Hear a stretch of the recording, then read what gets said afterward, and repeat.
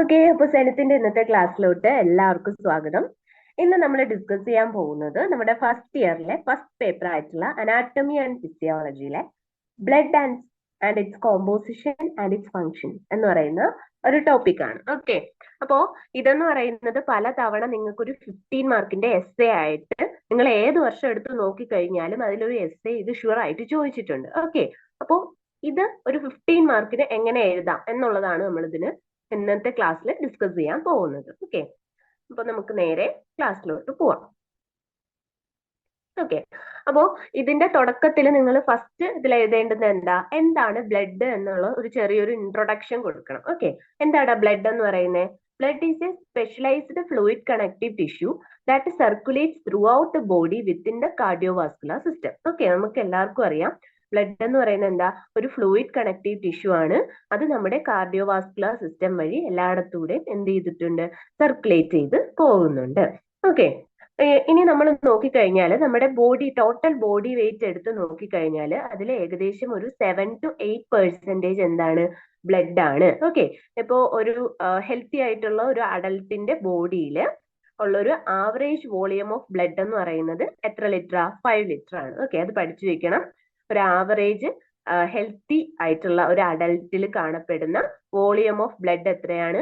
5 litre ആണ്. Okay, പിന്നെ നമുക്കറിയാം ബ്ലഡിന്റെ മെയിൻ ആയിട്ടുള്ള ഫംഗ്ഷൻ എന്ന് പറയുന്നത് എന്തുവാണ്? Transportation of oxygen, carbon dioxide and other nutrients. Okay, നമുക്കറിയാം ബ്ലഡ് വഴിയിട്ടാണ് ഈ ഗ്യാസസിന്റെ എക്സ്ചേഞ്ച് നടക്കുന്നത്. അതുപോലെ തന്നെ ന്യൂട്രിയൻസ് ടിഷ്യൂസിലും സെൽസിലൊക്കെ എത്തുന്നത് നമ്മൾ പഠിച്ചിട്ടുണ്ട്. ഓക്കെ, ഇനി നമ്മുടെ ഈ ബ്ലഡിനെ പറ്റിയിട്ട് പഠിക്കുന്ന ഒരു ഒരു branch of study in biology, അതിന് പറയുന്ന പേരാണ് haematology. Okay, the study of blood is called haematology. Okay, ആ ഒരു വേർഡ് നോട്ട് ചെയ്ത് പഠിക്കണം. എന്താണ് ഹെമറ്റോളജി എന്ന് ചിലപ്പോൾ 1 മാർക്കിന് ചോദിക്കും. ഓക്കെ, ഇനി ബ്ലഡിന്റെ pH. ഓക്കെ, ബ്ലഡ് എന്ന് പറയുന്നത് ഏത് നേച്ചർ ഉള്ളതാണ്? ഒരു ആൽക്കലൈൻ നേച്ചർ ഉള്ളതാണ്. ഓക്കെ, ഒരു ക്ഷാര സ്വഭാവമുള്ളതാണ് ഏതെന്ന് പറയുന്നത്? ബ്ലഡ് എന്ന് പറയുന്നത്. ഓക്കെ, അതിന്റെ pH നോക്കിക്കേ, എത്രയാ pH ഓഫ് ബ്ലഡ് എന്ന് പറയുന്നത്? 7.35 to 7.45. ഇതാണ് ബ്ലഡിന്റെ pH എന്ന് പറയുന്നത്. പഠിച്ചു വെക്കണം, ബ്ലഡിന്റെ pH എത്രയാണെന്ന് ചോദിക്കും. ഇനി നമ്മൾ ഈ ബ്ലഡിന്റെ ഒരു ടേസ്റ്റ് പറയാൻ പറഞ്ഞു കഴിഞ്ഞാല് ആരെങ്കിലും ബ്ലഡ് ടേസ്റ്റ് ചെയ്ത് നോക്കിയിട്ടുണ്ടോ? നമ്മൾ തന്നെ വിരലൊക്കെ മുറിയുന്ന സമയത്ത് നിൽക്കാൻ വേണ്ടിയിട്ട് ഓക്കെ വിരലൊക്കെ ഉറിഞ്ചിട്ടില്ലേ നിങ്ങൾ എല്ലാരും? ഓക്കെ, അപ്പൊ അതിന്റെ ടേസ്റ്റ് എന്ന് പറയുന്നത് ഒരു സോൾട്ടി ടേസ്റ്റ് ആണ് എന്തിനുള്ളത്? ബ്ലഡിന് ഉള്ളത്. ഓക്കെ, ഇനി അതിന്റെ ടെമ്പറേച്ചർ നോക്കിക്കഴിഞ്ഞാൽ എത്രയാ? ഒരു 38 ഡിഗ്രി സെൽഷ്യസ് ആയിരിക്കും ബ്ലഡിന്റെ നോർമൽ ആയിട്ടുള്ള ടെമ്പറേച്ചർ. ഓക്കെ, അപ്പോൾ നമ്മൾ ഈ ഒരു 15 മാർക്കിന്റെ എസ്സേ പാർട്ടിൽ ഫസ്റ്റ് ഒരു ഇൻട്രൊഡക്ഷൻ ബ്ലഡ് എന്താണെന്നുള്ളതാണ് ഇത്രയും നമ്മൾ പറഞ്ഞത്. Okay,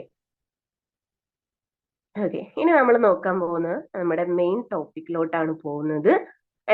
composition of blood. Okay, നമുക്ക് എല്ലാവർക്കും അറിയാം ബ്ലഡിന് മെയിൻ ആയിട്ട് എത്ര പാർട്ട് ഉണ്ട്? 2 പാർട്ട് ഉണ്ട്. ഏതൊക്കെയാണ്? ഒരു ലിക്വിഡ് പാർട്ടും ഉണ്ട്, ഒരു സെല്ലുലാർ കമ്പോണൻസ് അടങ്ങിയിട്ടുള്ള ഒരു പാർട്ടും ഉണ്ട്. ഓക്കെ, അപ്പൊ ലിക്വിഡ് പാർട്ട് ഓഫ് ബ്ലഡിന് നമ്മൾ പറയുന്ന പേരാണ് എന്തെന്ന് പറയുന്നത്? പ്ലാസ്മ എന്ന് പറയുന്നത്.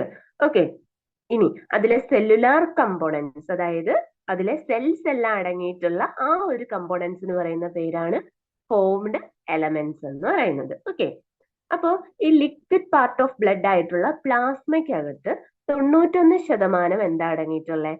വാട്ടർ ആണ്. ഓക്കെ, ഇനി അതിൽ 8% പ്രോട്ടീനും 1% സോൾട്സും 0.1% ഓർഗാനിക് മെറ്റീരിയൽസും ആണ് അടങ്ങിയിട്ടുള്ളത്. ഓക്കെ, ഇതിലാണ് പ്ലാസ്മയ്ക്കകത്ത്. ഓക്കെ, പ്ലാസ്മയിൽ എന്തൊക്കെയുണ്ടെന്ന് നമ്മൾ ഡീറ്റെയിൽഡ് ആയിട്ട് ഇനി നോക്കും. ഓക്കെ, ഇത് ജസ്റ്റ് അതിന്റെ കോമ്പോസിഷന്റെ ഒരു ഇൻട്രൊഡക്ഷൻ ആയിട്ടാണ് കൊടുത്തിട്ടുള്ളത്. ഓക്കെ, അപ്പൊ അത്രയാണ് പ്ലാസ്മയിൽ അടങ്ങിയിട്ടുള്ള കാര്യങ്ങൾ. ഇനി ഫോംഡ് എലമെന്റ്സ് എടുത്ത് നോക്കിക്കഴിഞ്ഞാൽ അതിൽ മെയിൻ ആയിട്ട് എന്താണ് നമ്മുടെ ബ്ലഡ് സെൽസ് ആണുള്ളത്. ഓക്കെ, അപ്പോ നമ്മുടെ മെയിൻ ആയിട്ടുള്ള ബ്ലഡ് സെൽസ് ഏതൊക്കെയാ? RBC, WBC and platelets. RBC എന്ന് പറയുന്നത് റെഡ് ബ്ലഡ് സെൽസ് അല്ലെങ്കിൽ റെഡ് ബ്ലഡ് കോർപ്പസൽസ് എന്ന് പറയും. WBC എന്ന് പറയുമ്പോൾ വൈറ്റ് ബ്ലഡ് സെൽസ് അല്ലെങ്കിൽ വൈറ്റ് ബ്ലഡ് കോർപ്പസൽസ് എന്ന് പറയും. ഓക്കെ ഓക്കെ, അപ്പോൾ കോമ്പോസിഷൻ ഓഫ് ബ്ലഡിന്റെ ജസ്റ്റ് ഒരു ഇൻട്രൊഡക്ഷൻ കഴിഞ്ഞു. ഇനി നമ്മൾ മെയിൻ ടോപ്പിക്കിലോട്ടാണ് വരുന്നത്. അപ്പൊ നമ്മൾ പറഞ്ഞു ബ്ലഡിന് രണ്ട് പാർട്ട് ഉണ്ട്, പ്ലാസ്മയും ഫോംഡ് എലമെന്റ്സും. ഓക്കെ, അതില് പ്ലാസ്മ എന്ന് പറയുന്നത് ബ്ലഡിന്റെ 55% എന്താണ്? പ്ലാസ്മയാണ്. ബാക്കി 45% ആണ് എന്തുള്ളത്? ഫോംഡ് എലമെന്റ്സ് ഉള്ളത്. ഓക്കെ, അപ്പൊ നമ്മൾ നേരത്തെ പറഞ്ഞ കാര്യം തന്നെയാണ്. ഈ പ്ലാസ്മയ്ക്കകത്ത് 91% എന്താണ്? വാട്ടർ ആണുള്ളത്.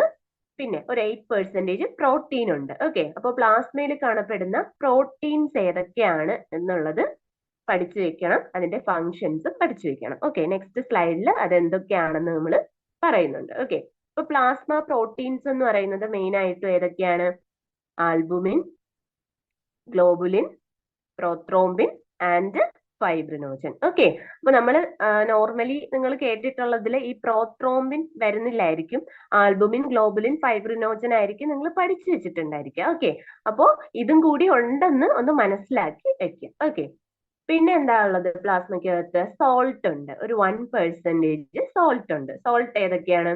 സോഡിയം ക്ലോറൈഡ്, പിന്നെ സോഡിയം ബൈകാർബണേറ്റ്, പിന്നെ കാൽഷ്യത്തിന്റെ സോൾട്സ് ഉണ്ട്, ഫോസ്ഫറസ് ഉണ്ട്, മഗ്നീഷ്യം ഉണ്ട്, അയൺ ഉണ്ട്. ഓക്കെ, ഇത്രയും സോൾട്സ് ആണ് എന്തിനകത്ത് അടങ്ങിയിട്ടുള്ളത്? പ്ലാസ്മയ്ക്കകത്ത് അടങ്ങിയിട്ടുള്ളത്.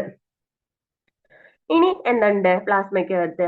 ഓർഗാനിക് മെറ്റീരിയൽസ് ഉണ്ട്. ഓർഗാനിക് മെറ്റീരിയൽസ് എത്ര പെർസെന്റേജ് ആണ്? ഒരു 0.1% ആണ് പ്ലാസ്മയ്ക്കകത്ത് ഓർഗാനിക് മെറ്റീരിയൽസ് അടങ്ങിയിട്ടുള്ളത്. ആ ഓർഗാനിക് മെറ്റീരിയൽസ് ഏതൊക്കെയാണ്? Glucose, fat, urea, uric acid, creatinine, cholesterol, amino acids. Okay, ഈ പറഞ്ഞ ഓർഗാനിക് മെറ്റീരിയൽസ് ആണ് മെയിൻ ആയിട്ടും ഇതിനകത്തുള്ളത്, പ്ലാസ്മയ്ക്കകത്ത് ഉള്ളത്. ഓക്കെ, അപ്പോ ഫസ്റ്റ് പാർട്ട് ആണ് നമ്മൾ പറയുന്ന പ്ലാസ്മ. പ്ലാസ്മയുടെ ജസ്റ്റ് ഒരു ഇൻട്രൊഡക്ഷൻ പോലെയാണ് നമ്മൾ ഇനി ഇപ്പൊ പറഞ്ഞത്. ഓക്കെ, ഇനി നമ്മൾ നോക്കാൻ പോകുന്നത് പ്ലാസ്മ പ്രോട്ടീൻസിനെ പറ്റിയിട്ടാണ്. ഓക്കെ, പ്ലാസ്മ പ്രോട്ടീൻസ് നമ്മൾ ഫസ്റ്റ് പറഞ്ഞതാണ് ആര്? ആൽബുമിൻ. ഓക്കെ, ആൽബുമിൻ നമ്മൾ എടുത്ത് നോക്കിക്കഴിഞ്ഞാൽ ഇപ്പൊ ഒരു 100 ml ബ്ലഡ് നമ്മൾ എടുത്ത് നോക്കിക്കഴിഞ്ഞാൽ അതിൽ 3 to 5 gram എന്ത് കാണും?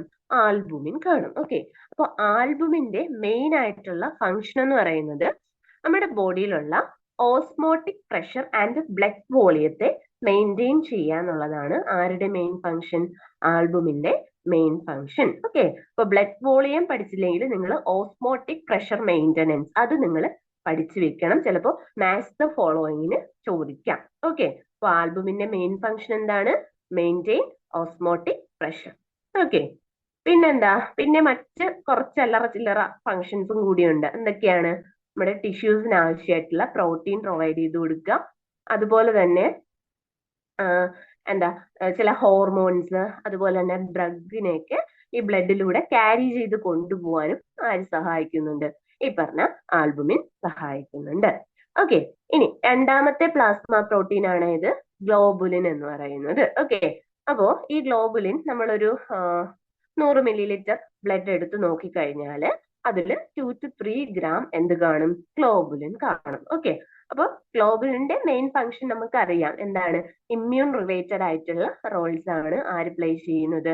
ഗ്ലോബുലിൻ പ്ലേ ചെയ്യുന്നത്. ഓക്കെ, ഇപ്പൊ പുറത്തുനിന്ന് എന്തെങ്കിലും പാത്തജൻ വന്നു കഴിഞ്ഞാൽ ആ ഇൻഫെക്ഷനെതിരെ ബോഡിയെ ഫൈറ്റ് ചെയ്യാനായിട്ട് ഹെൽപ്പ് ചെയ്യുന്നത്. അതുപോലെ തന്നെ പല ന്യൂട്രിയൻസിനെ ട്രാൻസ്പോർട്ട് ചെയ്യാൻ ഹെൽപ്പ് ചെയ്യുന്നുണ്ട്. അതുപോലെ തന്നെ ബ്ലഡ് ക്ലോട്ടിംഗ് മെക്കാനിസത്തിനും ആര് ഹെൽപ്പ് ചെയ്യുന്നുണ്ട്? ഈ പറഞ്ഞ ഗ്ലോബുലിൻ ഹെൽപ്പ് ചെയ്യുന്നുണ്ട്. ഓക്കെ, അപ്പൊ ഇത്രയുമാണ് ഗ്ലോബുലിനെ പറ്റിയിട്ട് പറയാനായിട്ടുള്ളത്. അപ്പൊ ഗ്ലോബുലിൻ കേട്ട് കഴിഞ്ഞാലേ നമ്മൾ എങ്ങോട്ടേക്ക് പോകണം? നമ്മുടെ immune system, immunity. Okay, immunity provide ചെയ്യുക എന്നുള്ളതാണ് ഗ്ലോബുലിന്റെ ഫങ്ഷൻ. ഓക്കെ, ഇനി മൂന്നാമത്തെ മെയിൻ ആയിട്ടുള്ള പ്ലാസ്മ പ്രോട്ടീൻ ആണ് ഇത് ഫൈബ്രിനോജൻ. ഓക്കെ, ഈ ഫൈബ്രിനോജൻ എന്ന് പറയുമ്പോൾ തന്നെ നമ്മൾ എങ്ങോട്ടേക്ക് പോകണം? നമ്മുടെ ബ്ലഡ് ക്ലോട്ടിങ്ങിലോട്ട് പോകണം. Okay, blood coagulation. ഓക്കെ, അതില് എന്താ fibrin, thrombin, prothrombin, fibrinogen, fibrin എന്നൊക്കെ പറഞ്ഞ് നമ്മൾ പഠിക്കും. ഓക്കെ, അപ്പോ ഈ ഫൈബ്രിനോജന്റെ മെയിൻ ഫംഗ്ഷൻ എന്ന് പറയുന്നത് എന്താണ്? ബ്ലഡ് കൊയാഗുലേഷൻ ആണ്. ഓക്കെ, അപ്പോ ഇത് നിങ്ങൾ എസ്സേക്ക് പഠിക്കുമ്പോൾ ഇതെല്ലാം കംപ്ലീറ്റ് പഠിക്കണം. അല്ലാണ്ട് നിങ്ങൾക്ക് ഇവിടെ നിന്ന് 1 മാർക്കിന് മാച്ച് ദ ഫോളോയിങ് ആയിട്ട് ചോദിക്കാം. എങ്ങനെയാ? ആൽബുമിൻ ചിലപ്പോ ബ്ലഡ് കൊയാഗുലേഷൻ എന്ന് തരും, globulin maintenance of osmotic pressure എന്ന് തരും, ഫൈബ്രിനോജൻ എന്തെന്ന് തരും? Structural and immune related roles, അങ്ങനെ മാറ്റി തരും. ഓക്കെ, നിങ്ങൾ കറക്റ്റ് ഓർഡറിനത് എഴുതണം, അങ്ങനെ ചോദിക്കാം. ഓക്കെ, അപ്പോൾ കറക്റ്റ് അതാത് അതിന്റെ ഫങ്ഷൻസ് പഠിച്ചിരിക്കണം. ഓക്കെ അല്ലേ? പ്ലാസ്മ പ്രോട്ടീൻസ് ഓക്കെ അല്ലേ? ഓക്കെ, നമുക്കിനി നെക്സ്റ്റ് സ്ലൈഡിലോട്ട് പോവാം. അപ്പോൾ പ്ലാസ്മ എന്ന് പറയുന്ന ആ ഒരു പാർട്ട് കഴിഞ്ഞു. അപ്പൊ നമ്മൾ കോമ്പോസിഷൻ ഓഫ് ബ്ലഡ് ആണ് ഡിസ്കസ് ചെയ്തുകൊണ്ടിരിക്കുന്നത്. അതിലെ ഫസ്റ്റ് പാർട്ടായിരുന്നു ഏത്? പ്ലാസ്മ. അപ്പൊ എന്താണ് പ്ലാസ്മ, അതിൽ എന്തൊക്കെയുണ്ട്, പിന്നെ അതിലെ പ്ലാസ്മ പ്രോട്ടീൻസ് ഏതൊക്കെയാണ്, അതിനെ പറ്റിയിട്ട് ജസ്റ്റ് ഒന്ന് ഡീറ്റെയിൽഡ് ആയിട്ട് പഠിച്ചു. ഓക്കെ, ഇനി നമ്മൾ പോവാൻ പോകുന്നത് ബ്ലഡിലെ അടുത്ത കമ്പോണന്റ് ആയിട്ടുള്ള ഫോംഡ് എലമെന്റ്സിനെ പറ്റിയിട്ടാണ്. ഓക്കെ, നമ്മൾ പറഞ്ഞു ഫോംഡ് എലമെന്റ്സ് എന്ന് പറയുന്നത് 45% ബ്ലഡിൽ 45% എന്താണ്? ഫോംഡ് എലമെന്റ്സും 55% ആണ് എന്തുള്ളത്? പ്ലാസ്മയും ഉള്ളതെന്ന് പറഞ്ഞു. ഓക്കെ, അപ്പോ ഫോംഡ് എലമെന്റ്സ് നമുക്കറിയാം ഏതൊക്കെയാ ഉള്ളത്? RBC, WBC, platelets. ഓക്കെ, അതില് ഫസ്റ്റ് നമ്മൾ ഡിസ്കസ് ചെയ്യാൻ പോകുന്നത് എന്തിനെ പറ്റിയിട്ടാ? RBC. ഓക്കെ, ഈ RBCക്ക് പറയുന്ന വേറൊരു പേരാണ് എരിത്രോസൈറ്റ്സ്. പഠിച്ചു വെക്കണം, പരീക്ഷയ്ക്ക് ചോദിക്കും. എന്താ? RBCയുടെ വേറൊരു പേരാണ് എന്തെന്ന് പറയുന്നത്? എരിത്രോസൈറ്റ്സ് എന്ന് പറയുന്നത്. ഓക്കെ, RBCയുടെ ഫോം എന്താ? റെഡ് ബ്ലഡ് സെൽസ് അല്ലെങ്കിൽ റെഡ് ബ്ലഡ് കോർപ്പസൽസ്. ഓക്കെ, അപ്പൊ നമുക്ക് RBC പറ്റിയിട്ട് ഡീറ്റെയിൽ ആയിട്ട് നോക്കാം. അപ്പൊ നമുക്കറിയാം RBC എന്ന് പറയുന്നത് എന്താ? ഒരു ബൈകോൺകേവ് ഷേപ്പിലുള്ള ഒരു സ്ട്രക്ചർ ഉള്ള ഒരു ബ്ലഡ് സെല്ലാണ്. ഇതിന്റെ പ്രത്യേകത എന്താ? RBCക്ക് എന്തില്ല? ന്യൂക്ലിയസ് ഇല്ല. നമ്മൾ പണ്ട് തൊട്ടേ പഠിക്കുന്ന കാര്യം, RBCക്ക് എന്തില്ലടാ? ന്യൂക്ലിയസ് ഇല്ല. ഓക്കെ, ഇനി നമ്മള് ഏകദേശം എന്താ 5 million per cubic millilitre of blood എന്താ കാണപ്പെടുന്നത്? RBC. ഓക്കെ, RBCയുടെ റേഞ്ച് ചോദിക്കും. എത്രയാണ്? 5 മില്യൺ. പഠിച്ചു വെക്കണം, പരീക്ഷയ്ക്ക് ചോദിച്ചിട്ടുണ്ട്. ഇനി നമുക്കറിയാം എന്താ RBCക്ക് എന്ത് കളറാണുള്ളത്? റെഡ് കളറാണുള്ളത്. ആ റെഡ് കളർ കാരണം, ആ റെഡ് കളറിന് കാരണം എന്തുവാ? അതിലടങ്ങിയിട്ടുള്ള ഒരു റെഡ് പിഗ്മെന്റ് ആണ്. ഓക്കെ, ആ പിഗ്മെന്റിന്റെ പേരൊക്കെ നമുക്കറിയാം. എന്താണ്? ഹീമോഗ്ലോബിൻ. ഓക്കെ, ഹീമോഗ്ലോബിൻ എന്ന് പറയുന്ന ഒരു റെഡ് പിഗ്മെന്റ് ഉള്ളത് കാരണമാണ് RBCക്ക് എന്ത് കളർ വന്നിട്ടുള്ളത്?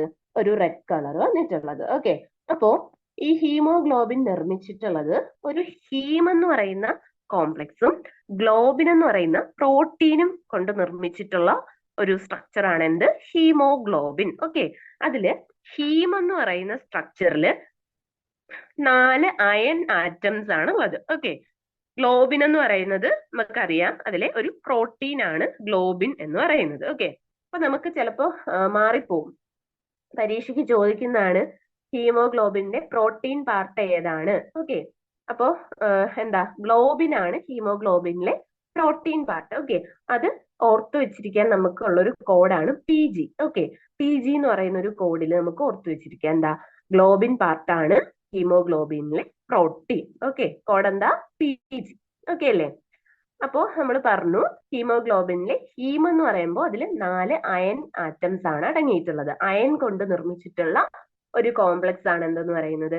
ഹീം എന്ന് പറയുന്നത്. ഓക്കെ, അപ്പൊ ഈ ഹീമോഗ്ലോബിനിലെ ഹീം എന്ന് പറയുന്ന പാർട്ടാണ് ആരെ ക്യാരി ചെയ്യുന്നത്? ഓക്സിജനെ ക്യാരി ചെയ്യുന്നത്. ആരെ ക്യാരി ചെയ്യുന്നത്? ഓക്സിജനെ. ഓക്കെ, അപ്പൊ ഹീമാണ് ആരെ ക്യാരി ചെയ്തുകൊണ്ട് പോകുന്നത്?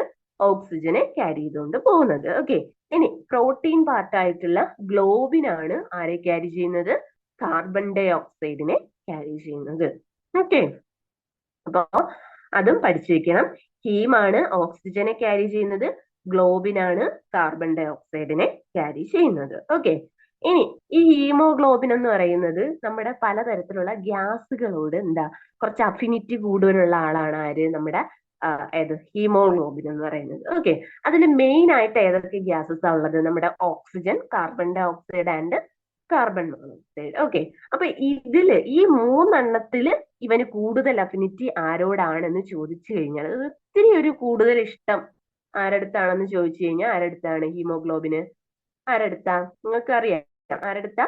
കാർബൺ മോണോക്സൈഡിനോടാണ്. ഓക്കെ, ഹീമോഗ്ലോബിന് അഫിനിറ്റി ഏറ്റവും കൂടുതലുള്ളത് ആരടുത്താണ്? കാർബൺ മോണോക്സൈഡിനോടാണ്. ഓക്കെ, അത് പഠിച്ചു വെക്കണം.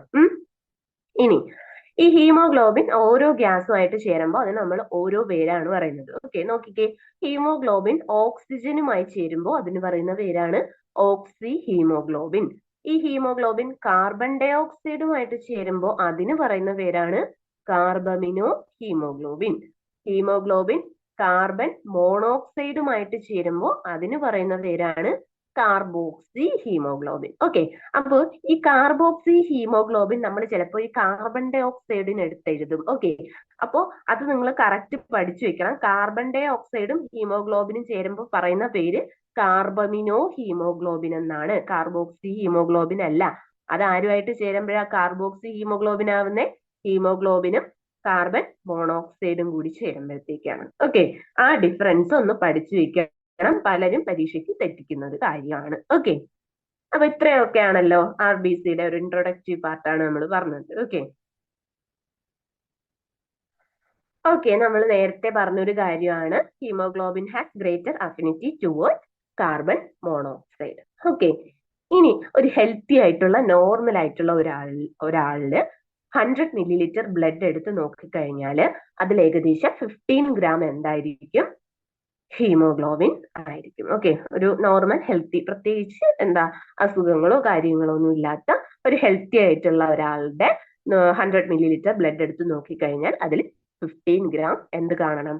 ഹീമോഗ്ലോബിൻ കാണപ്പെടണം. ഓക്കെ, അപ്പോൾ ഈ ഒരു വാല്യൂ എന്ന് പറയുന്നത് ചിലപ്പോൾ മെൻ ആൻഡ് വുമന് വേറെ ആയിരിക്കും. ഓക്കെ, ഇപ്പൊ വിമന് നമുക്കറിയാം മെൻസ്ട്രേഷൻ ഒക്കെ നടക്കുന്നതുകൊണ്ട് അവരിൽ ഹീമോഗ്ലോബിൻ കുറച്ചുകൂടെ കുറഞ്ഞായിരിക്കും കാണപ്പെടുന്നത്. ഈ 15 ഒന്നും അവരിൽ കാണപ്പെടണമെന്നില്ല. ഒരു 12 to 13 അല്ലെങ്കിൽ 11 to 12 ഒക്കെ ആയിരിക്കും ഫീമെയിൽസിൽ കാണപ്പെടുന്നത്. ഓക്കെ അല്ലേ? അപ്പൊ ഈ നോർമൽ വാല്യൂ എത്രയാണെന്ന് നിങ്ങൾ പഠിച്ചു വെക്കണം. ഓക്കെ, ഇനി ഒരു 2 ടേംസ് ആണ് നമ്മൾ പറയുന്നത്. ഇത് പഠിച്ചു വെക്കണം. നിങ്ങൾക്ക് 1 മാർക്കിന് ചോദിക്കും ഈ ടേം എന്താണെന്ന് എഴുതാൻ, അല്ലെങ്കിൽ അതിന്റെ എക്സ്പ്ലനേഷൻ തന്നിട്ട് ഇതിന് പറയുന്ന പേരെന്ത്, അങ്ങനെ എഴുതാനായിട്ട് ചോദിക്കും. ഓക്കെ, അപ്പൊ ഫസ്റ്റ് വേർഡ് ആണ് ഹീമോലൈസിസ്. ഓക്കെ, ഈ ലൈസിസ് എന്ന് പറയുന്ന വേർഡ് എവിടെ കേട്ട് കഴിഞ്ഞാലും എന്തിന്റെങ്കിലും ഡിസ്ട്രക്ഷൻ ആണ് അവിടെ സംഭവിക്കുന്നത് എന്നുള്ള കാര്യം നിങ്ങൾ മൈൻഡിൽ വെക്കണം. ഓക്കെ, ലൈസിസ് എന്ന് കേട്ട് കഴിഞ്ഞാൽ അവിടെ ഡിസ്ട്രക്ഷൻ ആണ് നടക്കുന്നത്. അപ്പോ ഹീമോലൈസിസ് എന്ന് വെച്ചാൽ ഹീം നമ്മൾ പഠിച്ച എവിടെയാ? RBC പഠിച്ചപ്പോഴാ ഹീം പഠിച്ചേ. ഓക്കെ, അപ്പൊ ഹീമോലൈസിസ് എന്ന് വെച്ച് കഴിഞ്ഞാൽ എന്താണ്? ഡിസ്ട്രക്ഷൻ ഓഫ് RBCയുടെ ഡിസ്ട്രക്ഷനെയാണ് എന്തെന്ന് പറയുന്നത്? ഹീമോലൈസിസ്. ഓക്കെ, അപ്പൊ ഈ ഹീമോലൈസിസ് എവിടെയാ നടക്കുന്നത്? മെയിൻ ആയിട്ട് സ്പ്ലീൻ ആൻഡ് ലിവർ. ഓക്കെ, സ്പ്ലീനിലും ലിവറിലും വെച്ചിട്ടാണ് ഈ RBC എന്ത് ചെയ്യുന്നത്? ഡിസ്ട്രക്ട് ചെയ്യുന്നത്. നമുക്കറിയാം RBCയുടെ ലൈഫ് സ്പാൻ എന്ന് പറയുന്നത് 120 days ആണ്. ഓക്കെ, ഈ 120 days കഴിയുമ്പോഴത്തേക്കും RBC എന്ത് ചെയ്യും? നശിച്ചു പോകും. ഓക്കെ, അത് നശിക്കുന്ന സ്ഥലമാണ് എവിടെയൊക്കെ? സ്പ്ലീനിലും ലിവറിലും. ഓക്കെ, അപ്പൊ ഹീമോലൈസിസ് ഓക്കെ ആണല്ലോ, ഡിസ്ട്രക്ഷൻ ഓഫ് RBC. ഇനി അടുത്തൊരു ടേം ആണ് എരിത്രോപോയസിസ്. എരിത്രോപോയസിസ് എന്താണ്? Protection of RBC. ഓക്കെ, ഈ പോയസിസ് എന്ന് പറയുന്നത് എവിടെയെങ്കിലും വന്നു കഴിഞ്ഞാൽ എന്തിന്റെങ്കിലും പ്രൊട്ടക്ഷനെയാണ് അത് ഇൻഡിക്കേറ്റ് ചെയ്യുന്നത്. ഓക്കെ, അത് മൈൻഡിൽ വെക്കുക. ഓക്കെ, അപ്പോ എരിത്രോപോയസിസ് എന്ന് പറയുന്നത് എന്താ? Protection of RBC. ഓക്കെ, അപ്പൊ അത് നമുക്ക് കുറച്ചൊന്ന് ഡീറ്റെയിൽഡ് ആയിട്ട് നോക്കാം. അതായത് ഈ RBC മെയിൻ ആയിട്ട് പ്രൊഡ്യൂസ് ചെയ്യുന്ന എവിടെയാണ്? നമ്മുടെ ബോൺ മാരോ, അസ്ഥിമജ്ഞ എന്നൊക്കെ പറയത്തില്ലേ? ഓക്കെ, ആ സാധനം. ഓക്കെ, ബോൺ മാരോയിലാണ് എന്ത് പ്രൊഡ്യൂസ് ചെയ്യുന്നത്? RBC മെയിൻ ആയിട്ട് പ്രൊഡ്യൂസ് ചെയ്യുന്നത്. അതായത് ഈ എരിത്രോപോയസിസ് എന്ന് പറയുന്ന പ്രോസസ്സ് നടക്കുന്നത് എവിടെയാണ്? Bone marrow. ഓക്കെ, എവിടേക്കുള്ള ബോൺ മാരോ ആണ്? മെയിൻ ആയിട്ട് നമ്മുടെ short, flat and irregular bones, അതുപോലെ തന്നെ ലോങ് ബോൺസിന്റെ ഒക്കെ എൻഡിങ്സിൽ, അതുപോലെ തന്നെ നമ്മുടെ റിബ്സ്, സ്റ്റേണം, ഓക്കെ, ഈ തുടങ്ങിയ ബോൺസിന്റെ ബോൺ മാരോയ്ക്ക് അകത്താണ് ആര് മെയിൻ ആയിട്ട് പ്രൊഡ്യൂസ് ചെയ്യുന്നത്?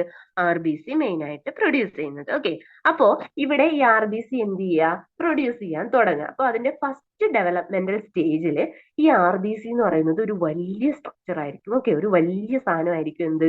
ഈ പറഞ്ഞ RBC. ഓക്കെ, ആ സമയത്ത് ഇതിൽ എന്ത് കാണും? അതായത് RBC ഫോം ചെയ്യാൻ തുടങ്ങുന്നതേ ഉള്ളൂ. ആ സമയത്ത് ഇതിന് ഭയങ്കര വലിപ്പം കാണും.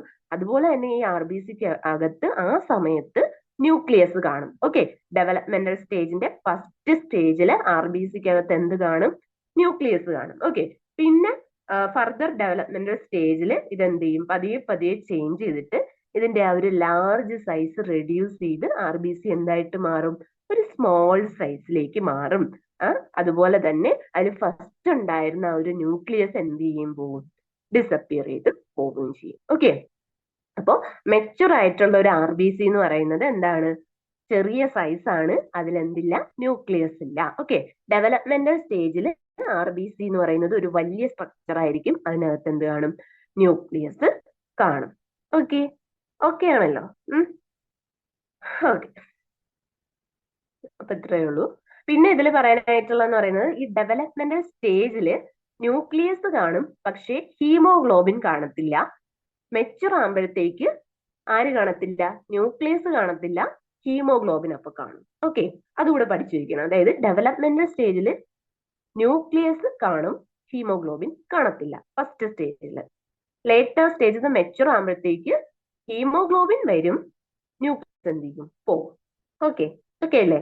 ഇത്രയാണ് എരിത്രോപോയസിസ് എന്ന് പറയുന്ന ഈ ഒരു എന്താ പ്രോസസ്സിൽ നടക്കുന്നത്. ഓക്കെ അല്ലേ? പിന്നെ നമ്മൾ നേരത്തെ പറഞ്ഞ കാര്യമാണ് ലൈഫ് സ്പാൻ ഓഫ് RBC എന്ന് പറയുന്നത് എത്രയാണ്? 120 days ആണ്. നമുക്ക് എല്ലാവർക്കും അറിയാവുന്ന കാര്യമാണല്ലേ, നമ്മൾ പണ്ട് തൊട്ടേ പഠിക്കുന്ന കാര്യമാണ്. ഓക്കെ, ഇനി അവിടെ 2 ടേംസ് പറയുന്നുണ്ട്, അതും പഠിച്ചു വെക്കണം, 1 മാർക്കിന് ചോദിക്കും. അതായത് നമ്മുടെ ബ്ലഡില് ചില സമയത്ത് എന്ത് പറ്റും? ഈ RBC കൗണ്ട് കൂടും, ക്രമാതീതമായിട്ട് കൂടും. നമ്മുടെ റേഞ്ച് എത്രയാണ് പറയുന്നത്? RBC 5 million ആണ് പറയുന്നത്. ചില ആൾക്കാരിൽ ഇത് എന്തെങ്കിലുമൊക്കെ ഡിസീസ് ഉണ്ടാകുന്ന സമയത്ത് ഇത് ഭയങ്കരമായിട്ട് കൂടും. ഇപ്പൊ എന്താ, ഫോർ എക്സാമ്പിൾ ഈ ലുക്കീമിയ എന്നൊക്കെ പറയുന്ന ഡിസീസ് ഇല്ലേ, ക്യാൻസർ, ഇതൊക്കെ വരുന്ന സമയത്ത് ഈ RBC കൗണ്ട് എന്ത് ചെയ്യും? കൂടും. അങ്ങനെ RBC കൗണ്ട് ഇൻക്രീസ് ചെയ്യുന്ന ആ ഒരു കണ്ടീഷന് പറയുന്ന പേരാണ് പോളിസൈത്തീമിയ അല്ലെങ്കിൽ എരിത്രോസൈറ്റ്സ് എന്ന് പറയും. സോറി, എരിത്രോസൈറ്റോസിസ് എന്നാണ്. ഓക്കെ, എരിത്രോസൈറ്റോസിസ് എന്ന് പറയും. അവിടെ സൈറ്റ്സ് എന്നാ കൊടുത്തിട്ടുള്ളത്, സൈറ്റോസിസ് എന്നാണ്. ഓക്കെ, അപ്പോ RBC കൗണ്ട് കൂടുന്ന പ്രോസസ്സിനാണ് നമ്മൾ എന്തെന്ന് പറയുന്നത്? പോളിസൈത്തീമിയ അല്ലെങ്കിൽ എരിത്രോസൈറ്റോസിസ് എന്ന് പറയും. ഓക്കെ, ഇനി ഈ RBCയിലെ ഹീമോഗ്ലോബിൻ കണ്ടന്റ് കുറയുന്ന കണ്ടീഷനാണ് എന്തെന്ന് പറയുന്നത്? അനീമിയ. നമ്മൾ വിളർച്ച എന്നൊക്കെ മലയാളത്തിൽ പറയും. ഓക്കെ, ഓക്കെ, അപ്പൊ ഈ അനീമിയ കൂടുതലും ആർക്കാ ഉണ്ടാവുന്നത്? ഗേൾസിനാണോ ബോയ്സിനാണോ? ആർക്കാ? ഓഫ് കോഴ്സ് നമ്മുടെ ഗേൾസ് ആൻഡ് വുമനാണ് മെയിൻ ആയിട്ടും എന്തുണ്ടാകുന്നത്? അനീമിയ ഉണ്ടാകുന്നത് due to their menstruation cycle. Okay, അപ്പോ ഈ 2 വേർഡ്സ് പഠിച്ചു വെക്കുക. മെയിൻ ആയിട്ട് അനീമിയ നമുക്കറിയാം, ഹീമോഗ്ലോബിൻ കൗണ്ട് ഡിക്രീസ് ചെയ്യുന്നതുകൊണ്ടാണ്. പക്ഷെ ഈ പോളിസൈത്തീമിയ അല്ലെങ്കിൽ എരിത്രോസൈറ്റോസിസ് ചിലപ്പോ നിങ്ങൾക്ക് പെട്ടെന്ന് കിട്ടത്തില്ല. അപ്പൊ അതെന്താണെന്ന് പഠിച്ചു വെക്കണം. ഓക്കെ, ഓക്കെ, അപ്പൊ അത്ര ആയപ്പോഴത്തേക്ക് നമ്മുടെ RBC എന്ന് പറയുന്ന പാർട്ട് കഴിഞ്ഞു. ഓക്കെ, അപ്പൊ ഫോംഡ് എലമെന്റ്സിലെ ഫസ്റ്റ് പാർട്ടാണ് എന്ത്? RBC. അത് നമ്മൾ ഡിസ്കസ് ചെയ്ത് കഴിഞ്ഞു. ഇനി സെക്കൻഡ് പാർട്ടാണ് എന്ത്? WBC. WBCക്ക് പറയുന്ന വേറൊരു പേരാണ് ല്യൂക്കോസൈറ്റ്സ് എന്ന് പറയും. എന്താണ്? Leucocytes. Okay, WBC, white blood cells. അപ്പോ ഈ WBC എന്ന് വെച്ച് കഴിഞ്ഞാൽ ഇതിന് എന്തില്ല, പ്രത്യേകിച്ച് കളറും കാര്യങ്ങളൊന്നും ഇല്ല. ട്രാൻസ്പെറന്റ് ആയിട്ടായിരിക്കും കാണപ്പെടുന്നത്. എന്താ, നമ്മുടെ വാട്ടർ പോലെ, ഗ്ലാസ് പോലെയൊക്കെ ട്രാൻസ്പെറന്റ് ആയിട്ടായിരിക്കും ഇത് കാണപ്പെടുന്നത്. പിന്നെ ഇതിന്റെ പ്രത്യേകത എന്ന് പറയുന്നത് നമ്മൾ പറഞ്ഞു, RBCക്ക് സൈസ് ഇച്ചിരി കുറവാണ്. ഓക്കെ, പക്ഷെ WBC എന്ന് പറയുന്നത് ഇച്ചിരി സൈസ് ഒക്കെ ഉള്ള ആൾക്കാരാ. ഓക്കെ, ഇത് ലാർജർ സൈസ് ആണ്. പക്ഷെ നമ്പർ, അതായത് എണ്ണത്തിൽ നോക്കിക്കഴിഞ്ഞാൽ ഇവന്മാര് കുഞ്ഞന്മാരാ. അതായത് ഇതിന്റെ നമ്പർ എന്ന് പറയുന്നത് കുറച്ചേ ഉള്ളൂ, പക്ഷെ സൈസ് എന്താ, വലുതാണ്. ഓക്കെ, അപ്പൊ ഇവരിൽ എന്തുണ്ട്? ന്യൂക്ലിയസ് ഉണ്ട്. ഓക്കെ, RBCക്ക് എന്തില്ല? ന്യൂക്ലിയസ് ഇല്ല. മെച്ചുർ RBCക്ക് ന്യൂക്ലിയസ് ഇല്ല. പക്ഷെ WBCക്ക് എന്തുണ്ട്? ന്യൂക്ലിയസ് ഉണ്ട്. ഓക്കെ, അപ്പൊ ഇതിന്റെ റേഞ്ച് പറയുന്നത് ഒരു 6000 മുതൽ 10000 വരെയൊക്കെയാണ് ഇതിന്റെ ഒരു റേഞ്ച് പറയുന്നത് നമ്മുടെ ബ്ലഡിലുള്ളത്. ഓക്കെ, നോർമൽ ആയിട്ടുള്ള ആൾക്കാരുടെ WBC റേഞ്ച് എന്ന് പറയുന്നത് ഇതാണ്. നമുക്കൊരു ആവറേജ് വേണമെങ്കിൽ ഒരു 8000 എന്ന് പറയാം. ഓക്കെ, അപ്പൊ ഇത്രയൊക്കെയാണ് WBCയുടെ ഒരു ഇൻട്രൊഡക്ഷൻ എന്ന് പറയുന്നത്. ഓക്കെ അല്ലേ? അപ്പൊ ഇവിടെ ഇമ്പോർട്ടന്റ് ആയിട്ട് നോക്കാനുള്ളത് അതിന്റെ ആ ഒരു റേഞ്ച്, ന്യൂക്ലിയസ് പ്രസന്റ് ആണ് WBCയിൽ എന്നുള്ള കാര്യം നോക്കണം. ഓക്കെ ഓക്കെ അപ്പൊ നമ്മൾ പണ്ട് തൊട്ടേ പഠിക്കുന്ന കാര്യമാണ് എന്ത് types of white blood cells. Okay എത്രയായിട്ട് ക്ലാസിഫൈ ചെയ്തിട്ടുണ്ട്? രണ്ടായിട്ട് ക്ലാസിഫൈ ചെയ്തിട്ടുണ്ട്. ഏതൊക്കെയാണ്? ഗ്രാനുലോസൈറ്റ്സും എഗ്രാനുലോസൈറ്റ്സും. ഓക്കെ പേര് തന്നെ ഉണ്ട്. ഗ്രാനുലോസൈറ്റ്സ് എന്ന് വെച്ച് കഴിഞ്ഞാൽ അതിലെന്തുണ്ട്? കുഞ്ഞു കുഞ്ഞു ഗ്രാന്യൂൾസ് ഉണ്ട്. നിങ്ങൾ ആ പിക്ചറിൽ നോക്കിക്കേ. ഗ്രാനുലോസൈറ്റ്സ് എത്ര എണ്ണം ഉണ്ട്? 3 എണ്ണം ഉണ്ട്. ഏതൊക്കെയാണ്? Neutrophil, eosinophil and basophil. അത് 3 എണ്ണത്തിന്റെ ആ സൈറ്റോപ്ലാസത്തിൽ നോക്കിക്കേ, കുഞ്ഞു കുഞ്ഞു ഗ്രാന്യൂൾസ് പോലെ കിടക്കുന്നുണ്ടില്ലേ? ഓക്കെ പിന്നെ ആ കളേർഡ് ആയിട്ട് കാണപ്പെടുന്നതാണ് എന്ത്? അതിന്റെ ന്യൂക്ലിയസ് എന്ന് പറയുന്നത്. അപ്പൊ ന്യൂട്രോഫിൽ നോക്കിക്കേ, അത് 3 ലോബുള്ള ഒരു ന്യൂക്ലിയസ് ആണ് ന്യൂട്രോഫിലിനുള്ളത്. ഈസ്നോഫിലിന് 2 ലോബുണ്ട്. ബേസോഫില് ഒരൊറ്റ ലോബായിട്ടാണ് കാണപ്പെടുന്നത്. ഓക്കെ അപ്പോ ഗ്രാനുലോസൈറ്റ്സിന്റെ മെയിൻ പ്രത്യേകത എന്ന് പറയുന്നത് എന്താണ്? അതിന് ഗ്രാന്യൂൾസ് ഉണ്ട്. ഓക്കെ എഗ്രാനുലോസൈറ്റ്സ് എന്ന് വെച്ച് കഴിഞ്ഞാൽ എന്താ? അതിന് ഗ്രാന്യൂൾസ് ഇല്ല. നിങ്ങൾ ആ പിക്ചർ നോക്കിക്കേ. എഗ്രാനുലോസൈറ്റ്സിന്റെ 2 ടൈപ്പാണ്, ലിംഫോസൈറ്റും മോണോസൈറ്റും. അതിൽ സൈറ്റോപ്ലാസത്തിൽ വല്ല ഗ്രാന്യൂൾസും ഉണ്ടോ? ഇല്ല. ഓക്കെ അപ്പോ നമ്മുടെ ഈ ബ്ലഡ് സെൽസ് എടുത്ത് നോക്കിക്കഴിഞ്ഞാൽ തന്നെ അതിൽ ഏറ്റവും ലാർജസ്റ്റ് ബ്ലഡ് സെൽ എന്ന് പറയുന്ന ആളാണ് ആര്? മോണോസൈറ്റ്. അത് പഠിച്ചു വെക്കണം. ലാർജസ്റ്റ് ബ്ലഡ് സെൽ എന്ന് പറയുന്നത് മോണോസൈറ്റും സ്മോളസ്റ്റ് ബ്ലഡ് സെൽ എന്ന് പറയുന്നത് പ്ലേറ്റ്ലെറ്റ്സും ആണ്. ഓക്കെ അത് ഒന്ന് പഠിച്ചു വെക്കണം. പിന്നെ ഈ ലിംഫോസൈറ്റിനെ നമ്മൾ വീണ്ടും 3ആയിട്ട് കാറ്റഗറൈസ് ചെയ്തിട്ടുണ്ട്. B lymphocyte, T lymphocyte and natural killer cells.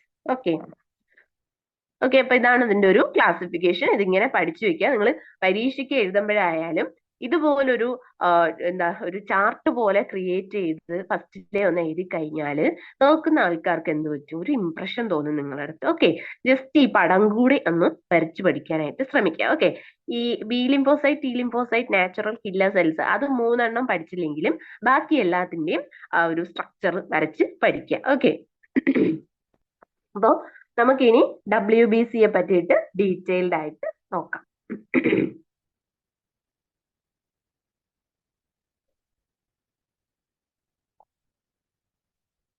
Okay അപ്പോ ഫസ്റ്റ് നമ്മൾ ഗ്രാനുലോസൈറ്റ്സും എഗ്രാനുലോസൈറ്റ്സും തമ്മിലുള്ള ഡിഫറൻസ് ആണ് നോക്കുന്നത്. ഓക്കെ അപ്പോ ഗ്രാനുലോസൈറ്റ്സ് നമ്മൾ പറഞ്ഞു, അതിന്റെ സൈറ്റോപ്ലാസത്തിൽ എന്തുണ്ട്? ഗ്രാന്യൂൾസ് ഉണ്ട്. ഇത് നമ്മുടെ WBCയുടെ ടോട്ടൽ WBC എടുത്തു നോക്കിക്കഴിഞ്ഞാൽ അതിന്റെ 75% എന്താണ്? ഗ്രാനുലോസൈറ്റ്സ് ആണ്. ഓക്കെ ഇത് ഫോം ചെയ്യുന്നത് എവിടെയാണ്? റെഡ് ബോൺ മാരോയിലാണ്. ഓക്കെ ഇതിന് മെനി ലോബ്ഡ് ന്യൂക്ലിയസ്, അവിടെ ലവ്ഡ് എന്നല്ല ലോബ്ഡ് എന്നാണ്. Okay lobed, many lobed nucleus ആണ് ആർക്കുള്ളത്? ഗ്രാനുലോസൈറ്റ്സിനുള്ളത്. ഓക്കെ പിന്നെ ഇവിടെ ഇമ്പോർട്ടന്റ് ആയിട്ട് പഠിക്കാനായിട്ടുള്ളത് ഗ്രാനുലോസൈറ്റ്സിന് പറയുന്ന വേറൊരു പേരാണ് പോളിമോർഫോ ന്യൂക്ലിയർ സെൽ എന്ന് പറയുന്നത്. അത് പഠിച്ചു വെക്കണം, 1 മാർക്കിന് ചോദിക്കും. Okay the other name of granulocytes എന്താണ്? പോളിമോർഫോ ന്യൂക്ലിയർ സെൽ. ഓക്കെ ഇനി എഗ്രാനുലോസൈറ്റ്സ് എന്ന് പറയുന്നത് നമ്മുടെ ടോട്ടൽ WBCയുടെ 25% എന്താണ്? എഗ്രാനുലോസൈറ്റ്സ് ആണ്. ഇതിന്റെ സൈറ്റോപ്ലാസത്തിൽ എന്തില്ല? ഗ്രാന്യൂൾസ് ഒന്നും തന്നെ ഇല്ല. ഓക്കെ ഇതിന്റെ പ്രത്യേകത ഇവരുടെ ന്യൂക്ലിയസ് എന്ന് പറയുന്നത് 1 ലോബാ. ഗ്രാനുലോസൈറ്റ്സിന് ആണെങ്കിൽ മെനി ലോബ്ഡ് ആയിരുന്നു. ഇവിടത്തെ ന്യൂക്ലിയസിന് ഒരൊറ്റ ലോബേ ഉള്ളൂ. ഓക്കെ അപ്പോ എഗ്രാനുലോസൈറ്റ്സ് ഫോം ചെയ്യുന്നത് എവിടെയൊക്കെയാണ്? Lymph glands, spleen, liver, lymphatic tissues, bone marrow. Okay ഈ പറഞ്ഞ സ്ഥലങ്ങളിലാണ് ഗ്രാനുലോസൈറ്റ്സ് ഫോം ചെയ്യുന്നത്. എന്നാൽ ഗ്രാനുലോസൈറ്റ്സ് എവിടെ മാത്രമേ ഫോം ചെയ്യത്തുള്ളൂ? റെഡ് ബോൺ മാരോയിൽ മാത്രമേ ഫോം ചെയ്യത്തുള്ളൂ.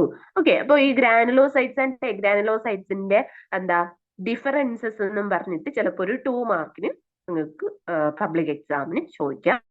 അപ്പോ ഇത് ജസ്റ്റ് ഒന്ന് പഠിച്ചു വെക്കാം. ഓക്കെ ഇനി നമ്മൾ ഈ ഓരോ WBC സെൽസിനെയും ഇൻഡിവിജ്വൽ ആയിട്ട് എടുത്ത് നോക്കാൻ പോവുകയാണ്. ഓക്കെ അപ്പൊ അതിൽ ഫസ്റ്റ് നമ്മൾ നോക്കുന്നത് ഗ്രാനുലോസൈറ്റ്സ്. ഓക്കെ ഗ്രാനുലോസൈറ്റ്സിൽ ഫസ്റ്റ് 1 ആണ് ന്യൂട്രോഫിൽ. ഓക്കെ ന്യൂട്രോഫിൽ, അതായത് നമ്മൾ ഈ ബ്ലഡ് സ്റ്റെയിൻ ചെയ്യുന്ന സമയത്ത് ഈ ന്യൂട്രോഫിൽ എന്ന് പറയുന്ന സെല്ല് ഒരു പർപ്പിൾ കളറിലായിരിക്കും കാണപ്പെടുന്നത്. ഓക്കെ, അപ്പൊ സ്റ്റെയിൻ ചെയ്യുമ്പോൾ ഇതിന്റെ കളേഴ്സ് എന്തൊക്കെയാണ് വരുന്നതെന്നും കൂടെ നിങ്ങൾ നോട്ട് ചെയ്ത് പഠിക്കണം. ഓക്കെ, ഇതെല്ലാം ഇമ്പോർട്ടന്റ് ആയിട്ടുള്ള പോയിന്റ്സ് ആണ് ഞാനിവിടെ കൊടുത്തിട്ടുള്ളത്. ഓക്കെ, അപ്പൊ നിങ്ങൾ ഈ പോയിന്റ് വൈസ് പഠിച്ചിട്ട് അത് നിങ്ങളുടെ ഇഷ്ടത്തിന് ഒരു സെന്റൻസ് ആക്കി എഴുതണം. ഓക്കെ, എസ് എഴുതുമ്പോൾ നമ്മൾ എപ്പോഴും അങ്ങനെയാണ്, ഈ പോയിന്റിനെ ഇലാബറേറ്റ് ചെയ്ത് നമ്മൾ എന്ത് ചെയ്യുക, ഓരോ സെന്റൻസ് ആക്കി എഴുതുക. ഈ പോയിന്റ് പഠിച്ചു. ഓക്കെ, അപ്പോ നമ്മൾ ബ്ലഡ് സ്റ്റെയിൻ ചെയ്യുമ്പോഴത്തേക്കും പർപ്പിൾ കളറിൽ കാണപ്പെടുന്ന ബ്ലഡ് സെല്ലാണ് ഇത് ന്യൂട്രോഫിൽ എന്ന് പറയുന്നത്. WBCയുടെ ഒരു 54 to 62% ന്യൂട്രോഫിലാണ്. ഇതിന്റെ ലൈഫ് സ്പാൻ എന്ന് പറയുന്നത് 7 hours ആണ്. ഓക്കെ, പിന്നെ ഇതിന്റെ മെയിൻ ഫംഗ്ഷൻ എന്ന് പറയുന്നത് protein splitting and phagocytosis. Protein splitting എന്ന് വെച്ച് കഴിഞ്ഞാൽ എന്താ, പ്രോട്ടീനെ ഡിവൈഡ് ചെയ്ത് അതിനെ അമിനോ ആസിഡ് ആക്കി മാറ്റുക, ആ ഒരു ഫംഗ്ഷനും ഉണ്ട്. അതുപോലെ തന്നെ ഫാഗോസൈറ്റോസിസ്. എന്താണ് phagocytosis? Engulfing of bacteria. Okay, bacteria എന്തെങ്കിലുമൊക്കെ വന്നു കഴിഞ്ഞാൽ അതിനെ എൻഗൾഫ് ചെയ്ത് അതിനെ കില്ല് ചെയ്യുക. ഓക്കെ, അതും ആരുടെ ഫംഗ്ഷനാണ്? ന്യൂട്രോഫിലിന്റെ ഫംഗ്ഷനാണ്. ഓക്കെ, രണ്ടാമത്താണ് എന്ത്? ഈസ്നോഫിൽസ്. ഓക്കെ, ഈസ്നോഫിൽസ് നമ്മൾ ബ്ലഡ് സ്റ്റെയിൻ ചെയ്യുമ്പോൾ ഏത് കളറിലാണ് കാണപ്പെടുന്നത്? റെഡ് കളറിലാണ് കാണപ്പെടുന്നത്. ഓക്കെ, ഇത് നമ്മുടെ ടോട്ടൽ WBCയുടെ ഒരു 1 to 3% ഈസ്നോഫിലാണ് കാണപ്പെടുന്നത്. ഇതിന്റെ ലൈഫ് സ്പാൻ എന്ന് പറയുന്നത് 8 to 12 days ആണ്. ഇതിന്റെ മെയിൻ ആയിട്ടുള്ള ഫങ്ഷൻസ് എന്ന് പറയുന്നത് പ്രോട്ടീൻ സ്പ്ലിറ്റിംഗ് ഉണ്ട്, ഫാഗോസൈറ്റോസിസ് ഉണ്ട്, പിന്നെ അഡീഷണൽ ആയിട്ട് വരുന്നതാണ് എന്ത്? Allergic response. എന്തെങ്കിലും അലർജി കാര്യങ്ങളൊക്കെ വന്നു കഴിഞ്ഞാൽ ഈ ഈസ്നോഫിൽ കൗണ്ട് എന്ത് ചെയ്യും? കൂടും. ഓക്കെ, കൂടും. ഓക്കെ, അപ്പൊ നമ്മൾ ബ്ലഡ് ടെസ്റ്റ് ചെയ്യുമ്പോൾ ഈസ്നോഫിൽ കൗണ്ട് കൂടുതലാണെങ്കിൽ എന്തോ അലർജി റിയാക്ഷൻ ബോഡിയിൽ നടന്നിട്ടുണ്ട് എന്നാണ് അതിന്റെ മീനിങ്. ഓക്കെ, അപ്പോൾ നമ്മൾ ന്യൂട്രോഫിലും കഴിഞ്ഞു, ഈസ്നോഫിലും കഴിഞ്ഞു. അടുത്ത WBC സെല്ലാണ് ഇത് ബേസോഫിൽ. ഓക്കെ, ഈ നമ്മൾ ബ്ലഡ് സ്റ്റെയിൻ ചെയ്യുന്ന സമയത്ത് ഈ ബേസോഫിൽ എന്ന് പറയുന്നത് ഒരു ബ്ലൂ കളറിലായിരിക്കും കാണപ്പെടുന്നത്. ഓക്കെ, ഇതിന്റെ ലൈഫ് സ്പാൻ എന്ന് പറയുന്നത് ഫ്യൂ അവേഴ്സ് ഓർ ഡേയ്സ്, അതായത് വളരെ കുറഞ്ഞ ലൈഫ് സ്പാൻ ഉള്ള ഒരു സെല്ലാണ് ഇത് ബേസോഫിൽ എന്ന് പറയുന്നത്. ലെസ് ദാൻ 1% മാത്രമാണ് കാണപ്പെടുന്നത്. ഇതിന്റെയും മെയിൻ ഫംഗ്ഷൻ എന്ന് പറയുന്നത് പ്രോട്ടീൻ സ്പ്ലിറ്റിംഗ് ആൻഡ് ഫാഗോസൈറ്റോസിസ് എന്നുള്ളത് തന്നെയാണ്. പിന്നെ അടുത്ത ഒരു സെല്ല് പറയുന്നതാണ് നമ്മുടെ മോണോസൈറ്റ്. അപ്പോൾ ന്യൂട്രോഫിൽ, ബേസോഫിൽ, ഈസ്നോഫിൽ, ഇത് ഇത്രയാണ് ഗ്രാനുലോസൈറ്റ്സിൽ വരുന്നത്. അത് കംപ്ലീറ്റ് ചെയ്തു. ഇനി നമ്മൾ പറയാൻ പോകുന്നത് എഗ്രാനുലോസൈറ്റ്സ് ആണ്. അതിൽ ആരൊക്കെയാണ് വരുന്നത്? മോണോസൈറ്റും ലിംഫോസൈറ്റും. ഓക്കെ, അപ്പൊ അതിൽ ഫസ്റ്റ് വൺ ആണ് മോണോസൈറ്റ്. ഓക്കെ, അപ്പോ നമ്മൾ ബ്ലഡ് സ്റ്റെയിൻ ചെയ്യുന്ന സമയത്ത് ഒരു വയലറ്റ് കളറിലായിരിക്കും ആര് കാണപ്പെടുന്നത്? മോണോസൈറ്റ് കാണപ്പെടുന്നത്. ഇതിന്റെ ലൈഫ് സ്പാൻ എന്ന് പറയുന്നത് 3 days ആണ്. നമ്മൾ നേരത്തെ പറഞ്ഞ പോലെ തന്നെ ലാർജസ്റ്റ് ബ്ലഡ് സെല്ലാണ് ഇത് മോണോസൈറ്റ് എന്ന് പറയുന്നത്. 3 to 9% ആണ് അതിന്റെ ഒരു റേഞ്ച് വരുന്നത്. ഇതിന്റെ മെയിൻ ഫംഗ്ഷൻ എന്ന് പറയുന്നത് ഫാഗോസൈറ്റോസിസും ഉണ്ട്, അമീബോയിഡ് മൂവ്മെന്റും ഉണ്ട്. ഓക്കെ, മോണോസൈറ്റിന് എന്തിനുള്ള കഴിവുണ്ട്? അമീബോയിഡ് മൂവ്മെന്റ്, അതായത് അമീബ ഇല്ലേ, അതിന് മൂവ് ചെയ്യാനുള്ള കഴിവുണ്ട്. ഓക്കെ, അതുപോലെ ഈ മോണോസൈറ്റിന് മൂവ് ചെയ്യാനുള്ള കഴിവുണ്ട്. ഓക്കെ, അപ്പൊ ഇത്രയാണ് മോണോസൈറ്റിന്റെ ഇമ്പോർട്ടന്റ് ആയിട്ടുള്ള പോയിന്റ്സ് എന്ന് പറയുന്നത്. അടുത്ത ഗ്രാനുലോസൈറ്റിൽ വരുന്ന അടുത്ത സെല്ലാണ് ഇത് ലിംഫോസൈറ്റ്. ഓക്കെ, ഒരു 25 to 33% ആണ് ലിംഫോസൈറ്റ് കാണപ്പെടുന്നത്. അപ്പോ ഈ ലിംഫോസൈറ്റിനെ നമ്മൾ മൂന്നായിട്ട് ക്ലാസിഫൈ ചെയ്തായിരുന്നു. ഏതൊക്കെയാ? B cells, T cells and natural killer cells. Okay, അപ്പോ ഇതില് ഈ ബി സെൽസ് എന്ന് പറയുന്ന ലിംഫോസൈറ്റ് ആണ് എന്ത് പ്രൊഡ്യൂസ് ചെയ്യുന്നത്? ആന്റിബോഡീസ് പ്രൊഡ്യൂസ് ചെയ്യുന്നത്. ഓക്കെ, ടി സെൽസ് എന്ന് പറയുന്നത് നമുക്ക് ഇമ്മ്യൂണിറ്റി പ്രൊവൈഡ് ചെയ്ത് തരികയാണ് ചെയ്യുന്നത്. ഓക്കെ, അപ്പോ ഈ ആന്റിബോഡീസ് എന്ന് പറയുന്നതിന് നമ്മൾ പറയുന്ന വേറൊരു പേരാണ് മെമ്മറി സെൽസ് എന്ന് പറയുന്നത്. എന്തുകൊണ്ടാ? ഇത് വർഷങ്ങളോളം നമ്മുടെ ബോഡിയിൽ കിടക്കും. ഓക്കെ, അതായത് ഫസ്റ്റ് ഒരു ആന്റിബോഡി ഒന്നിനെതിരെ ഒരു ആന്റിജനെതിരെ നമ്മുടെ ബോഡിയിൽ ഒരു ആന്റിബോഡി പ്രൊഡ്യൂസ് ചെയ്ത് കഴിഞ്ഞാൽ എന്താ, വർഷങ്ങളോളം അത് ഒരു മെമ്മറി സെല്ലായിട്ട് അവിടെ കിടക്കും. ഓക്കെ, എന്നിട്ട് വീണ്ടും അതേ ആന്റിജൻ വരുമ്പോഴത്തേക്കും ഇവനാണല്ലോ വന്നതെന്ന് ഓർക്കും. ഓക്കെ, ആ ഓർമ്മശക്തി ഉള്ളത് കൊണ്ടാണ് ഈ ആന്റിബോഡീസിനെ അല്ലെങ്കിൽ ബി സെൽസിനെ നമ്മൾ എന്തെന്ന് പറയുന്നത്? മെമ്മറി സെൽസ് എന്ന് പറയുന്നത്. ഓക്കെ, പിന്നെ ഈ ലിംഫോസൈറ്റിനെ നമ്മൾ സ്റ്റെയിൻ ചെയ്യിക്കുമ്പോൾ അതിനൊരു പെയിൽ ബ്ലൂ കളറിലായിരിക്കും കാണപ്പെടുന്നത്. നമ്മൾ നേരത്തെ പറഞ്ഞ സെൽസിനെ പോലെ ഫാഗോസൈറ്റോസിസിനൊന്നുമുള്ള കഴിവ് ആർക്കില്ല, നമ്മുടെ ലിംഫോസൈറ്റിനില്ല. അതുപോലെ തന്നെ അമീബോയിഡ് മൂവ്മെന്റും ഇതിനില്ല. ഓക്കെ ഓക്കെ അപ്പോൾ ആന്റിബോഡീസ് പ്രൊഡ്യൂസ് ചെയ്യുക, ഇമ്മ്യൂണിറ്റി പ്രൊവൈഡ് ചെയ്യുക എന്നുള്ളതാണ് ലിംഫോസൈറ്റ്സിന്റെ മെയിൻ ആയിട്ടുള്ള ഫങ്ഷൻ എന്ന് പറയുന്നത്. ഓക്കെ ഇത്രയേ ഉള്ളൂ ലിംഫോസൈറ്റ്. ഓക്കെ അപ്പൊ അത്രയായപ്പോ നമ്മുടെ WBC കഴിഞ്ഞു. WBCയെ നമ്മൾ എങ്ങനെയാ നോർത്തെടുത്തെ? WBCയെ നമ്മൾ മെയിൻ ആയിട്ട് രണ്ടായിട്ട് ക്ലാസിഫൈ ചെയ്തു, ഗ്രാനുലോസൈറ്റ്സും എഗ്രാനുലോസൈറ്റ്സും. ഗ്രാനുലോസൈറ്റ്സിൽ വരുന്നതാണ് ന്യൂട്രോഫിൽ, ബേസോഫിൽ, ഈസ്നോഫിൽ. പിന്നെ എഗ്രാനുലോസൈറ്റ്സിൽ വരുന്നതാണ് മോണോസൈറ്റ്, ലിംഫോസൈറ്റ്. അല്ലെങ്കിൽ ലിംഫോസൈറ്റിനെ വീണ്ടും മൂന്നായിട്ട് ക്ലാസിഫൈ ചെയ്യാം. ഏതൊക്കെയാണ്? B cells, T cells and natural killer cells. Okay അപ്പോ നമ്മള് നമ്മുടെ മെയിൻ ഹെഡിങ് എന്തായിരുന്നു? Formed elements. Okay plasma and formed elements. അതിൽ ഫസ്റ്റ് നമ്മൾ പ്ലാസ്മ പറഞ്ഞു, പിന്നെ പറഞ്ഞതാണ് ഫോംഡ് എലമെന്റ്സ്. ആ ഫോംഡ് എലമെന്റ്സിൽ ഏതൊക്കെ പറഞ്ഞു? RBCയും പറഞ്ഞു, WBCയും പറഞ്ഞു. ഇനി പറയാനുള്ള ലാസ്റ്റ് സെല്ലാണ് ഏത്? പ്ലേറ്റ്ലെറ്റ്സ്. ഫോംഡ് എലമെന്റ്സിലെ ലാസ്റ്റ് ഒന്നാണ് ഏത്? പ്ലേറ്റ്ലെറ്റ്സ് എന്ന് പറയുന്നത്. ഓക്കെ അപ്പോ പ്ലേറ്റ്ലെറ്റ്സിന് നമ്മൾ പറയുന്ന വേറൊരു പേരാണ് ത്രോംബോസൈറ്റ്സ് എന്ന് പറയുന്നത്. എന്തെന്ന് പറയുന്നത്? ത്രോംബോസൈറ്റ്സ്. പഠിച്ചു വെക്കണം. The other name of platelets is called thrombocytes. Okay അപ്പൊ നമ്മൾ പറഞ്ഞു ഏറ്റവും ചെറിയ ബ്ലഡ് സെൽ ആണ് ഇത് നമ്മുടെ പ്ലേറ്റ്ലെറ്റ് എന്ന് പറയുന്നത്. ഓക്കെ ഏറ്റവും ചെറുത് പ്ലേറ്റ്ലെറ്റ്, അത് കഴിഞ്ഞ് RBC, ഏറ്റവും വലുത് WBC. WBCയിൽ തന്നെ ഏറ്റവും വലുത് ഏതെന്ന് വെച്ച് കഴിഞ്ഞാൽ ഏതാണ്? മോണോസൈറ്റ് ആണ്. ഓക്കെ അപ്പോ ഈ പ്ലേറ്റ്ലെറ്റ്സ് എന്ന് പറയുന്നത് ചെറിയ സെല്ലുലാർ ഫ്രാഗ്മെന്റ്സ്, അതായത് വലിയ ഒരു സെല്ലിന്റെ ചെറിയ കുഞ്ഞു കുഞ്ഞു കഷ്ണങ്ങളാണ് ഏതെന്ന് പറയുന്നത് ഈ പറഞ്ഞ പ്ലേറ്റ്ലെറ്റ്സ് എന്ന് പറയുന്നത്. ഓക്കെ അപ്പൊ പ്ലേറ്റ്ലെറ്റിന്റെ മെയിൻ ഫംഗ്ഷൻ എന്ന് പറയുന്നത് എന്തുവാ? എന്താ? ബ്ലീഡിങ്ങിനെ കൺട്രോൾ ചെയ്യുക, ബ്ലഡ് ക്ലോട്ടിങ്ങിനെ എൻഹാൻസ് ചെയ്യുക എന്നുള്ളതാണ് ഇതിന്റെ മെയിൻ ഫംഗ്ഷൻ. ഇതിനും എന്തില്ല? ന്യൂക്ലിയസ് ഇല്ല. ഓക്കെ ഇപ്പൊ ന്യൂക്ലിയസ് ഉണ്ടായിരുന്നത് ഏതിന് മാത്രമാണ്? WBCക്ക് മാത്രമാണ് ന്യൂക്ലിയസ് ഉള്ളത്. RBCക്കും പ്ലേറ്റ്ലെറ്റ്സിനും എന്തില്ല? ന്യൂക്ലിയസ് ഇല്ല. ഓക്കെ ഓക്കെ അപ്പൊ നോക്കിക്കേ നെക്സ്റ്റ് സെന്റൻസ് നോക്കിക്കേ. Platelets are fragments of very large cells in the bone marrow called megakaryocytes. അതായത് നമ്മുടെ ഈ ബോൺ മാരോയിലുള്ള മെഗാ കാരിയോസൈറ്റ്സ് എന്ന് പറയുന്ന ഒരു വലിയ സെല്ലിന്റെ കുഞ്ഞു കുഞ്ഞു ഫ്രാഗ്മെന്റ്സ് ആണ് ആക്ച്വലി എന്തെന്ന് പറയുന്നത്? നമ്മുടെ പ്ലേറ്റ്ലെറ്റ്സ് എന്ന് പറയുന്നത്. ഓക്കെ ഈ പ്ലേറ്റ്ലെറ്റ്സിന്റെ ലൈഫ് സ്പാൻ എന്ന് പറയുന്നത് ഒരു 5 to 9 days ആണ്.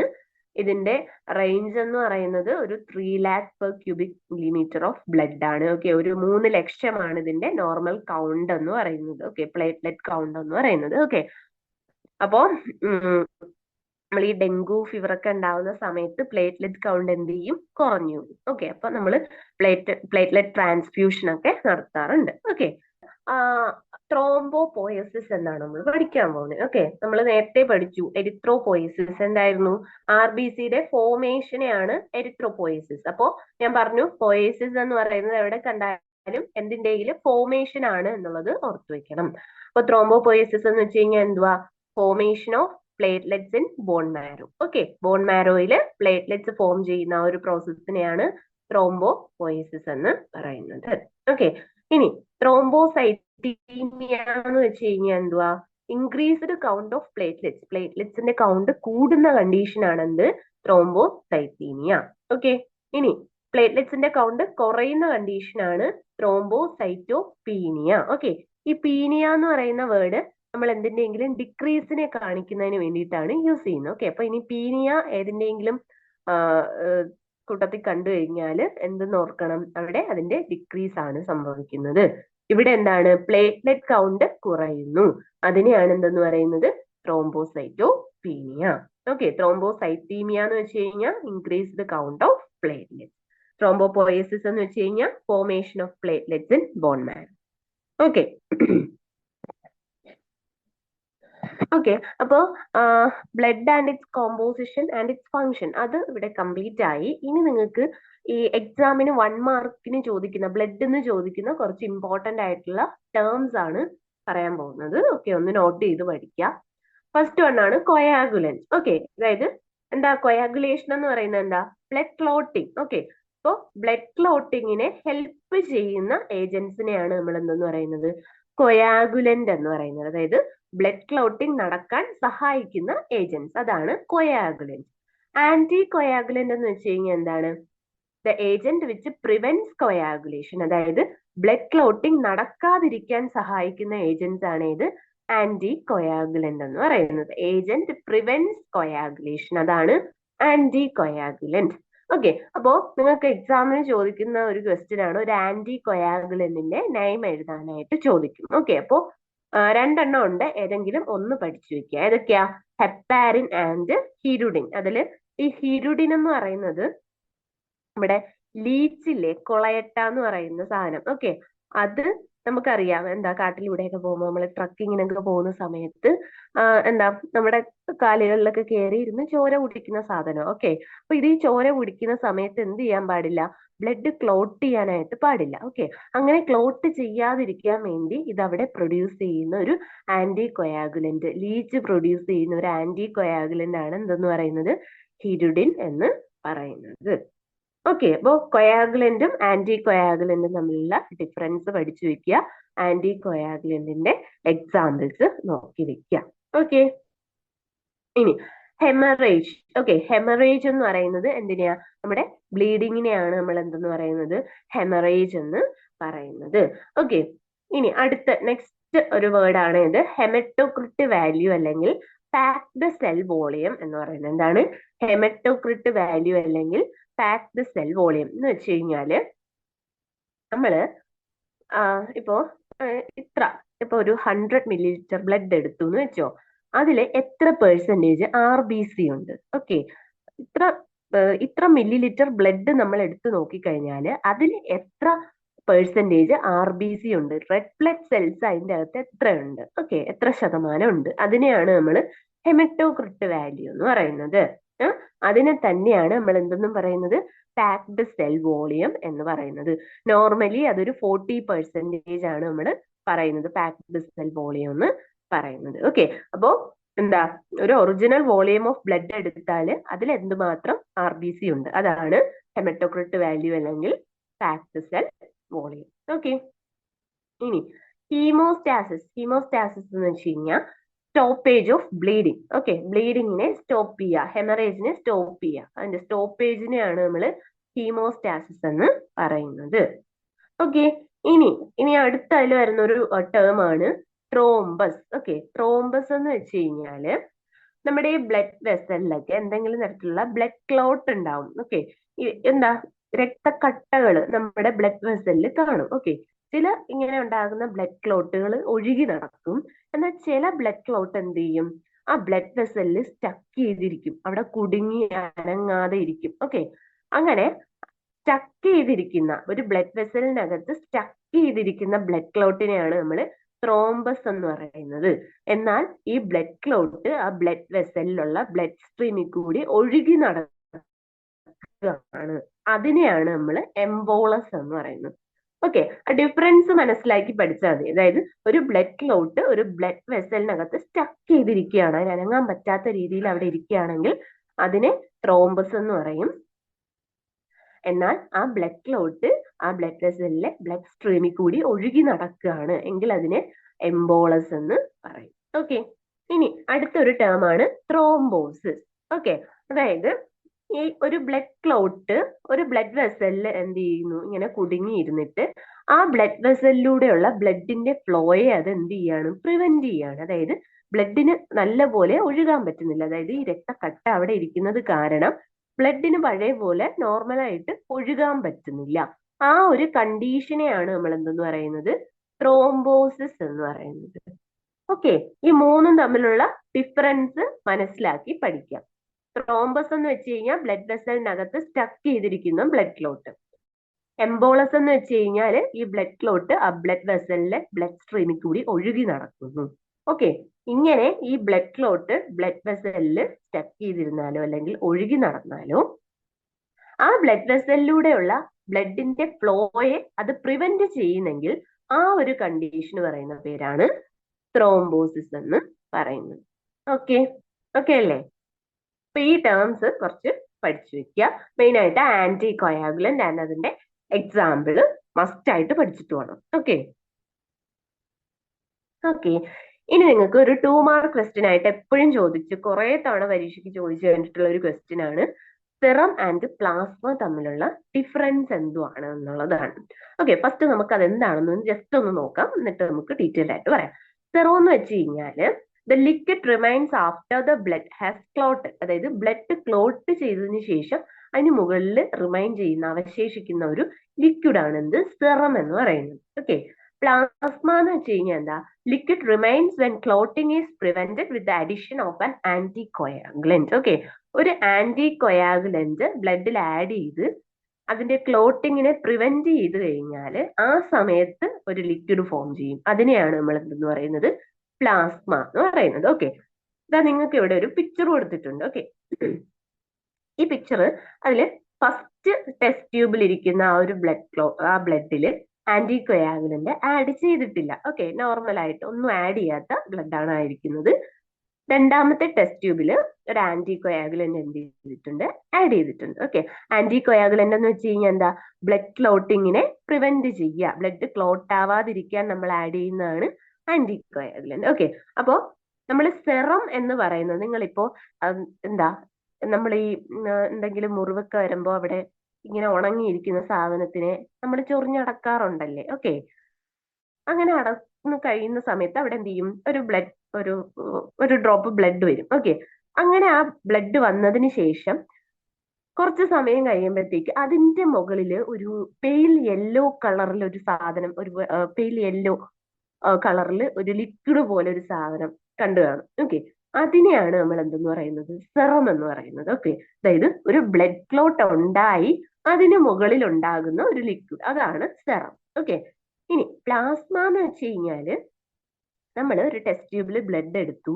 അതിലോട്ടൊരു ആന്റി കൊയാഗുലന്റ്, അതായത് രക്തം കട്ട പിടിക്കാതിരിക്കാനുള്ള ഒരു ആന്റി കൊയാഗുലന്റ് ആഡ് ചെയ്തു. ഓക്കെ അങ്ങനെ ആഡ് ചെയ്തില്ലെങ്കിൽ എന്ത് പറ്റും, ഈ ബ്ലഡ് ക്ലോട്ട് ആയി പോകും. ഓക്കെ അങ്ങനെ ക്ലോട്ട് ആവാതിരിക്കാൻ ഒരു ആന്റി കൊയാഗുലന്റ് ആഡ് ചെയ്തിട്ട് നമ്മൾ ഇതിനെ സെൻട്രിഫ്യൂജ് ചെയ്ത് നോക്കണം. സെൻട്രിഫ്യൂജ് അറിയത്തില്ലേ, ഒരു മെഷീൻ, അതിൽ വെച്ച് നമ്മൾ റൊട്ടേറ്റ് ചെയ്യണം. ഓക്കെ അപ്പോ ഈ എന്താ ബ്ലഡിലെ സെൽസ് താഴെയും പ്ലാസ്മ മുകളിലുമായിട്ട് വരും. ഓക്കെ ആ ഇതിനെയാണ് നമ്മൾ എന്ന് പറയുന്നത് പ്ലാസ്മ എന്ന് പറയുന്നത്. ഓക്കെ നമ്മൾ ബ്ലഡ് പ്ലാസ്മ ഫസ്റ്റ് പഠിച്ചില്ലേ. ഓക്കെ അതാണ് പ്ലാസ്മ.